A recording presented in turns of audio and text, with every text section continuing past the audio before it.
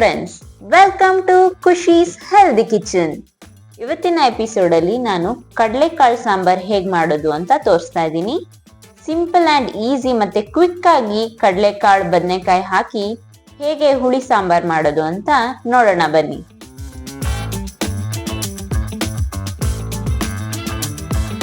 ಈಗ ಕಡಲೆಕಾಳು ಸಾಂಬಾರ್ ಮಾಡೋದಕ್ಕೆ ನಾನಿಲ್ಲಿ ಕಡಲೆಕಾಳನ್ನ ರಾತ್ರಿನೇ ನೆನೆಸಿ ಇಟ್ಕೊಂಡಿದ್ದೀನಿ. ನೆನೆಸಿ ಇದನ್ನ ಸೋರಿಸಿ ಇಟ್ಕೊಂಡಿದ್ದೀನಿ.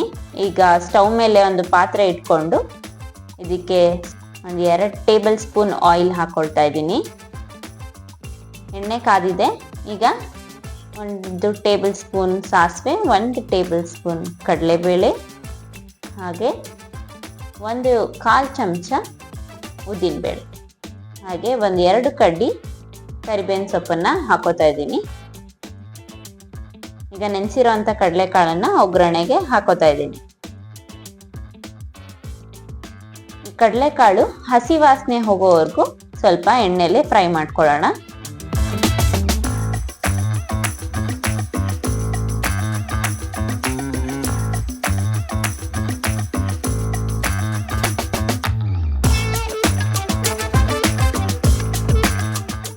ಈಗ ಇಲ್ಲಿ ನಾನು ಬದನೆಕಾಯಿನ ಸಣ್ಣದಾಗಿ ಹೆಚ್ಚಿಕೊಂಡು ಒಗ್ಗರಣೆಯಲ್ಲಿ ಹಾಕೋತಾ ಇದ್ದೀನಿ. ನಿಮಗೆ ನಾನಿಲ್ಲಿ ಒಂದು 1/4 kg ಬದನೆಕಾಯಿ ತೊಗೊಂಡಿದ್ದೀನಿ. ನಿಮಗೆ ಬದನೆಕಾಯಿ ಇಷ್ಟ ಇಲ್ಲ ಅಂದರೆ ನೀವು ಸ್ಕಿಪ್ ಮಾಡ್ಕೋಬೋದು. ಆದರೆ ಕಡಲೆಕಾಳು ಬದನೆಕಾಯಿ ಹಾಕಿ ಮಾಡೋ ಹುಳಿ ಸಾಂಬಾರು ತುಂಬಾ ಟೇಸ್ಟಿಯಾಗಿರುತ್ತೆ. ಒಂದ್ಸಲ ಬದನೆಕಾಯಿ ಇಷ್ಟ ಇಲ್ದಿದ್ರೂ ಇದನ್ನು ಟ್ರೈ ಮಾಡಿ ನೋಡಿ, ಆಮೇಲೆ ನಿಮಗೇನೆ ತಿನ್ನಬೇಕು ಅಂತ ಅನಿಸುತ್ತೆ. ಸೊ ಈಗ ಇದನ್ನು ಮುಚ್ಚಿ ಒಂದು 2 ನಿಮಿಷ ಬದನೆಕಾಯಿ ಹಸಿ ವಾಸನೆ ಹೋಗೋವರೆಗೂ ಬೇಯಿಸ್ಕೊಳ್ಳೋಣ. ಈಗ ಇದು ಸ್ವಲ್ಪ ಬದನೆಕಾಯಿ ಎಲ್ಲ ರೋಸ್ಟ್ ಆಗಿದೆ ಎಣ್ಣೆಲಿ. ಈಗ ಕಡಲೆಕಾಳು ಮುಳುಗೋ ಅಷ್ಟು ನೀರನ್ನು ಸೇರಿಸ್ಕೊಂಡು ನಾವು ಬದನೆಕಾಯಿ ಮತ್ತು ಕಡಲೆಕಾಳನ್ನು ಬೇಯಕ್ಕೆ ಬಿಡೋಣ. ಇದು ಬೇಯೋ ಅಷ್ಟರಲ್ಲಿ ನಾವು ಇದಕ್ಕೆ ಮಸಾಲೆನ ರುಬ್ಕೊಳ್ಳೋದಕ್ಕೆ ರೆಡಿ ಮಾಡ್ಕೊಳ್ಳೋಣ. ಓಕೆ, ನಾನಿಲ್ಲಿ ರುಬ್ಬೋದಕ್ಕೆ ಒಂದು ಅರ್ಧ ತೆಂಗಿನ ಹೋಳಲ್ಲಿ 1/4 ಭಾಗದಷ್ಟು ತೆಂಗಿನ ತುರಿಯನ್ನು ತಗೊಂಡಿದ್ದೀನಿ. 2 ಮೀಡಿಯಂ ಸೈಜ್ ಈರುಳ್ಳಿಯನ್ನು ಕಟ್ ಮಾಡ್ಕೊಂಡಿದ್ದೀನಿ. ಹಾಗೆ 2 ಮೀಡಿಯಂ ಸೈಜ್ ಬೆಳ್ಳುಳ್ಳಿ ತಗೊಂಡಿದ್ದೀನಿ. ಇದಿಷ್ಟನ್ನು ಮಿಕ್ಸಿ ಜಾರ್ಗೆ ಹಾಕೊಳ್ಳೋಣ.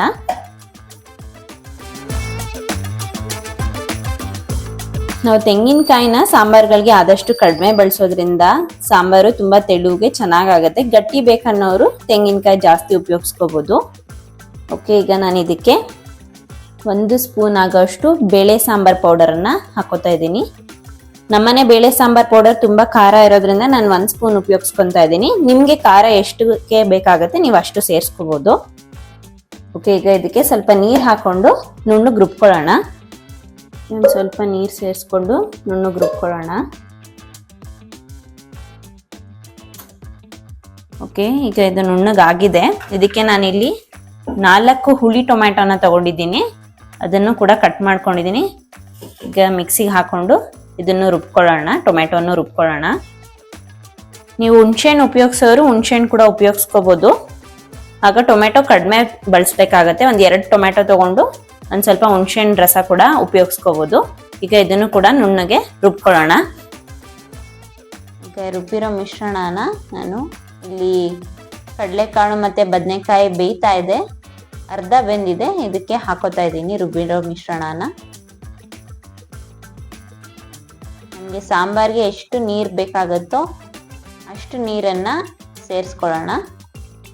ಈಗ ರುಚಿಗೆ ತಕ್ಕಷ್ಟು ಉಪ್ಪನ್ನು ಹಾಕೋತಾ ಇದ್ದೀನಿ.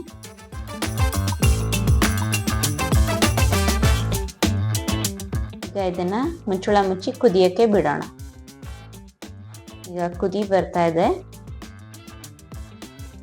ಈ ಸಮಯದಲ್ಲಿ ನೀವು ಉಪ್ಪು ಹುಳಿ ಖಾರ ಕರೆಕ್ಟಾಗಿದೆಯಾ ಅಂತ ಚೆಕ್ ಮಾಡ್ಕೋಬೋದು. ಏನಾದರೂ ಹೆಚ್ಚು ಕಡಿಮೆ ಆದರೆ ಅದನ್ನು ನೀವು ಹಾಕೋಬೋದು. ಈಗ 15 ನಿಮಿಷ ಇದನ್ನು ಬೇಯಿಸ್ಕೊಂಡಿದ್ದೀನಿ. ಈಗ ಆಗಿದೆ. ಈಗ ಲಾಸ್ಟಲ್ಲಿ ನಾವು ಕೊತ್ತಂಬರಿ ಸೊಪ್ಪನ್ನು ಹಾಕೊಳ್ಳೋಣ. ಸ್ಟವ್ ಆಫ್ ಮಾಡ್ಕೊಳ್ಳೋಣ. ಈಗ ಕಡಲೆಕಾಳು ಸಾಂಬಾರ್ ರೆಡಿಯಾಗಿದೆ. ಈ ಕಡಲೆಕಾಳು ಸಾಂಬಾರ್ ಮುದ್ದೆ, ಅನ್ನ, ಚಪಾತಿ, ದೋಸೆ ಎಲ್ಲದಕ್ಕೂ ತುಂಬ ಚೆನ್ನಾಗಿರುತ್ತೆ. ನೀವು ಒಂದ್ಸಲ ಟ್ರೈ ಮಾಡಿ ಹೇಗಾಯಿತು ಅಂತ ಕಮೆಂಟ್ ಮಾಡಿ. ಈ ವಿಡಿಯೋ ನಿಮಗೆ ಇಷ್ಟ ಆಗಿದ್ದಲ್ಲಿ ಲೈಕ್ ಮಾಡಿ ಹಾಗೂ ನಿಮ್ಮ ಫ್ಯಾಮಿಲಿ ಫ್ರೆಂಡ್ಸ್ಗೂ ಶೇರ್ ಮಾಡಿ. ಸಬ್ಸ್ಕ್ರೈಬ್ ಆಗೋದನ್ನ ಮರಿಬೇಡಿ. ಹಾಗೆ ನೋಟಿಫಿಕೇಶನ್ಗಾಗಿ ಬೆಲ್ ಐಕಾನ್ ಅನ್ನು ಪ್ರೆಸ್ ಮಾಡಿ.